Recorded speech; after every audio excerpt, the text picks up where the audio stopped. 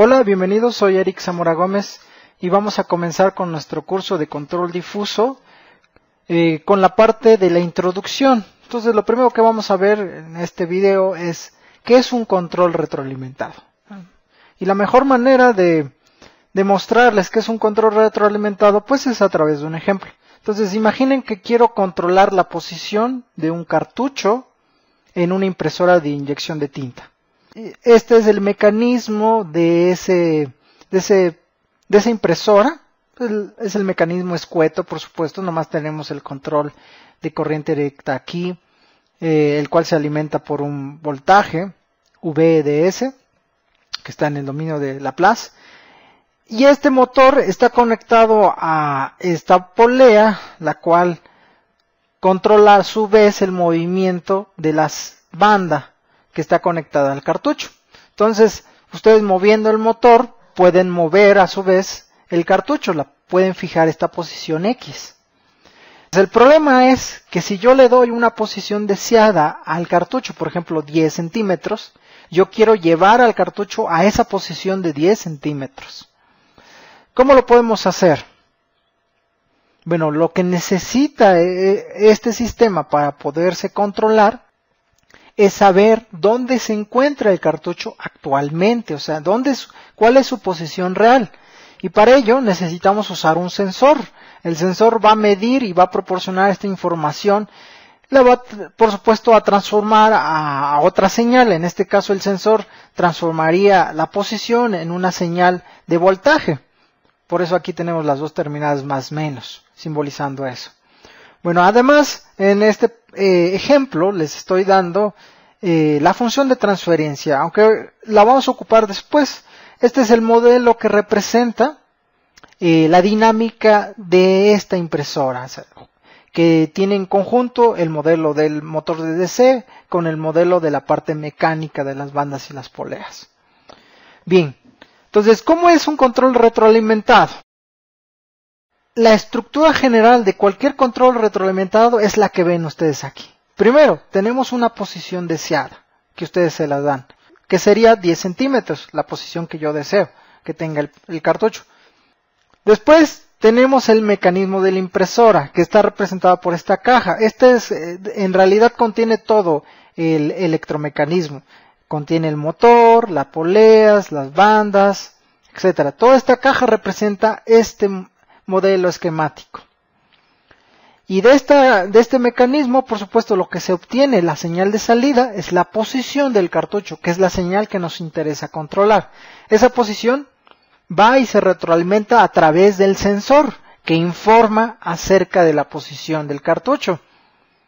Y esa posición se compara, fíjense, aquí en esta señal, se compara la señal de retroalimentación con la posición deseada. Si existe algún error entre la posición deseada y la posición real, entonces lo que desearíamos que pasara es que se activara el motor para llevar el cartucho a la posición deseada. ¿Sí? Entonces aquí en medio, en este espacio vacío del diagrama, falta algo. ¿Qué es? Pues falta el controlador. El controlador se va a encargar de hacer esa actividad de medir el error y decir, ok, si existe un error, entonces tenemos que activar el motor para corregir ese error. Ya sea moviéndose a la izquierda o hacia la derecha, no importa. El controlador estaría diseñado, de hecho es tarea del ingeniero, diseñar el controlador de tal manera que compense los errores. Ese es el objetivo. Bien.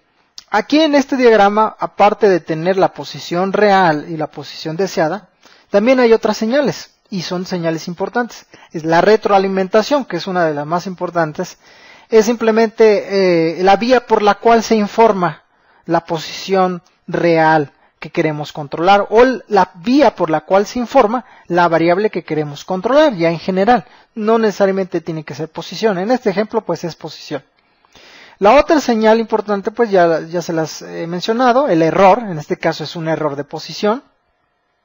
Y después está la acción de control, lo que genera el controlador para compensar el error. Y ya aquí en el ejemplo, pues es el voltaje del motor en específico. Bueno, pues estas son las señales y los componentes básicos de un controlador retroalimentado.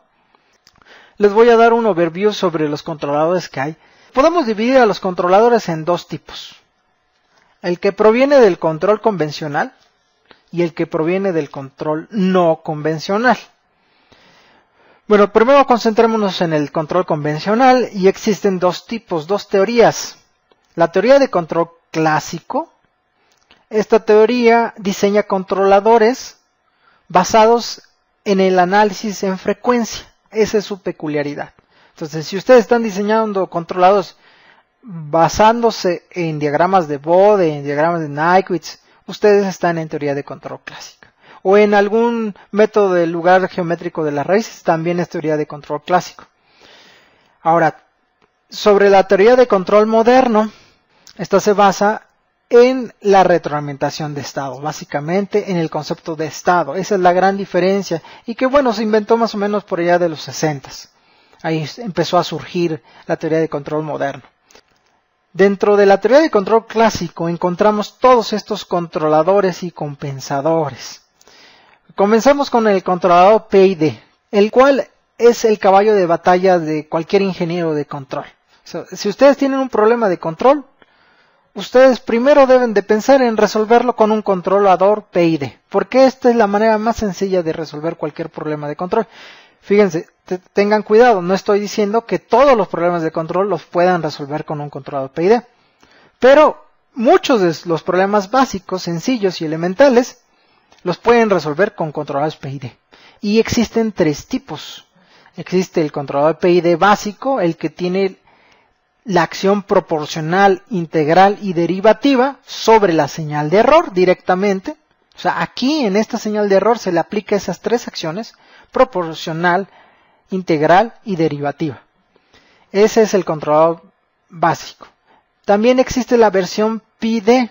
Esta versión sirve para evitar que dé una patada súbita, una patada derivativa, cuando existe un cambio brusco en el error o en la señal de referencia. Entonces lo que se hace es que la acción derivativa ya no va conectada en la señal de error, sino se conecta en la señal de retroalimentación, en este punto de acá. Mientras que la acción proporcional e integral siguen conectadas a la señal de error. De esta manera se evita esa patada derivativa. Otra versión del control PID es el IPD. Otra vez, aquí lo que queremos es evitar que la señal de acción, esta que está acá, que en el ejemplo que les di es el voltaje del motor, esta señal de control no genere cambios bruscos. Entonces, para evitarlo, lo que hacemos es que tanto la acción proporcional como la acción derivativa se conectan a la señal de retroalimentación. Y nada más queda la acción integral sobre la señal de error. Esa es la diferencia entre estos tres controladores PID, pero básicamente son lo mismo. Y como ya dije, este es el caballo de batalla. Después del controlador PID existen otras técnicas como el compensador de adelanto. Este compensador sirve para acelerar la convergencia hacia la posición deseada. Es decir, qué tan rápido se va a mover el cartucho hacia la posición deseada. Si la queremos rápido, necesitamos diseñar un compensador de adelanto que logre la velocidad de establecimiento más rápida posible. El compensador de retardo, en cambio, lo que hace es reducir el error en estado estable.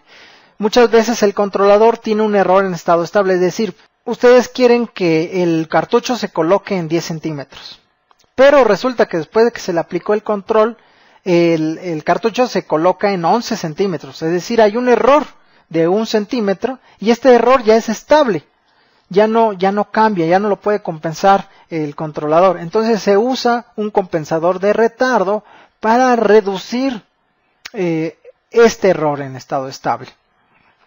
De tal manera, reducir o eliminar, ¿no? Prácticamente que el error sea cero, de hecho es lo que deseamos. Y un compensador de retardo o adelanto, pues une las ventajas tanto del de adelanto como del retardo en uno solo. Es decir, quieren acelerar la estabilización de la posición deseada y además reducir el error en estado estable. Eso es lo que hacen con estos compensadores. Por último, el compensador paralelo sirve para cuando ustedes quieren controlar la velocidad y no la posición. Ahora, respecto a la teoría de control moderno, existen estas técnicas de control, estos controladores. Está la retroalimentación de estado. Esta retroalimentación de estados es eso, lo que dice exactamente. Ustedes toman el estado del sistema que quieren controlar, de la planta, que sería representada por esta caja, y cada uno de los estados lo multiplican por una ganancia. Después, esas señales multiplicadas las retroalimentan hacia la entrada. Entonces así se forma una retroalimentación de estado. Ahora, el trabajo de esta retroalimentación de estado es que ustedes diseñen las ganancias de tal manera que puedan colocar los polos del sistema en donde ustedes quieran. Esa es una de las grandes ventajas. A diferencia de los otros controladores de la teoría de control clásico, estos controladores no se puede colocar a los polos del sistema donde ustedes quieran. En cambio, con la retroalimentación de estado, sí, ustedes pueden asignarle la posición a los polos, exactamente. Bueno, la siguiente, la retroalimentación de estado con observadores. En el caso de que ustedes no conozcan todo el estado del sistema, pueden usar observadores para estimar parte del estado y entonces ahora sí formar su retroalimentación de estado. El siguiente es el regulador óptimo cuadrático y como su nombre lo dice, es una técnica de control óptimo en donde se minimiza una función de costo que suele ser el estado multiplicado por unas ganancias y la señal de referencia. Entonces aquí se genera un control óptimo. Ahora, respecto al control no convencional, aquí tenemos tanto al control difuso como a las redes neuronales artificiales, algoritmos genéticos, sistemas expertos y planeamiento. Básicamente estos cuatro son. Hay otros, pero estos son los cuatro principales. Y como estas técnicas surgieron en áreas distintas a la teoría de control, surgieron tal vez de áreas más cercanas a los algoritmos, a la inteligencia artificial, en realidad son importaciones que hizo la teoría de control para aplicar y diseñar controladores difusos. Entonces, por eso se llama control no convencional. No surgen de la teoría de control, pero se usan y han demostrado cierta utilidad para ciertos casos específicos. Entonces nosotros, por supuesto, nos vamos a concentrar únicamente en el control difuso. Es lo que vamos a ver en este curso.